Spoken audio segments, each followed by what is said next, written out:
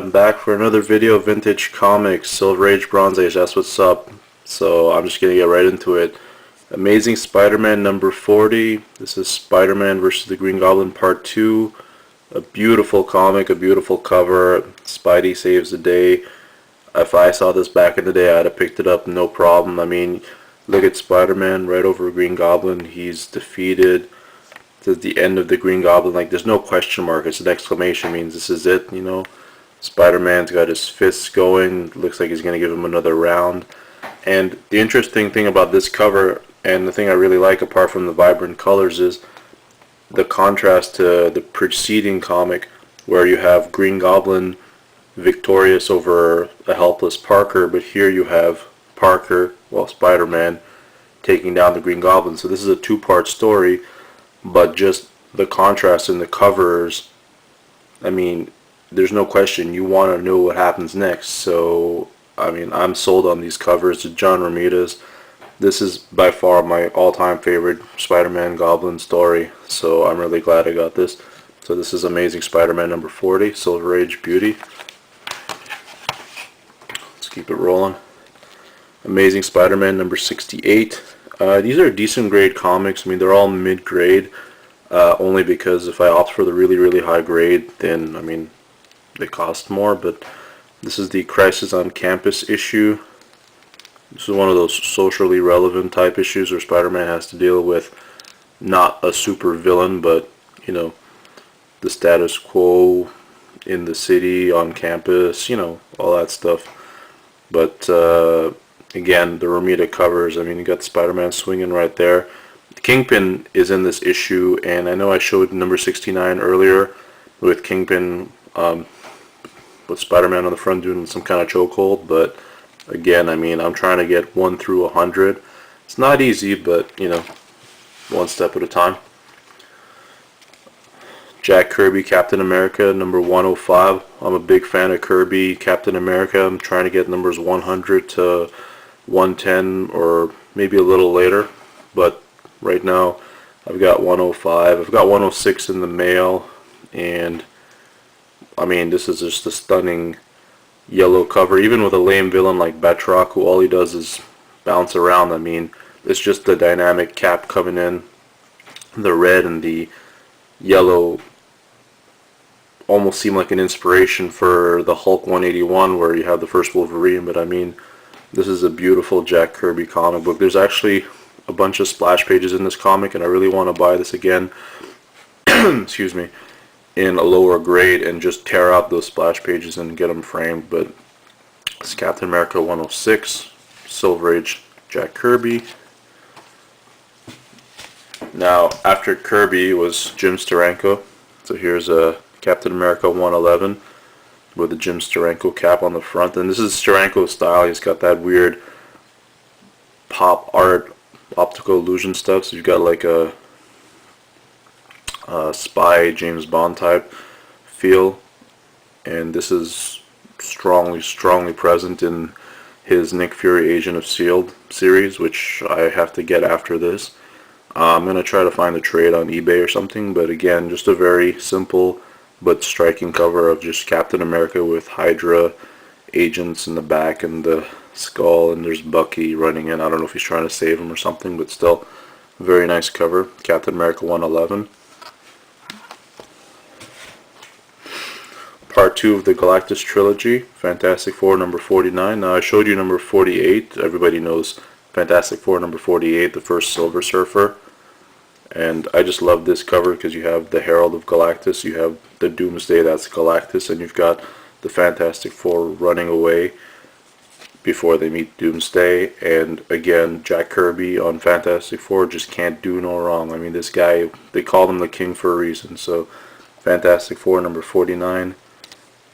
I mean, this is a work of art. It's not just art, it's a work of art. So now something a little different. X-Men number 136 with the supposed death of Phoenix. We don't really know. We have to read the next issue, but again, just a beautiful cover. This is an iconic cover. Comic illustrators have used this pose of a hero holding a heroine or another hero, and everyone in the back wondering what happened, whether that person is dead or not. But I showed this in a Batman comic and a Thor comic.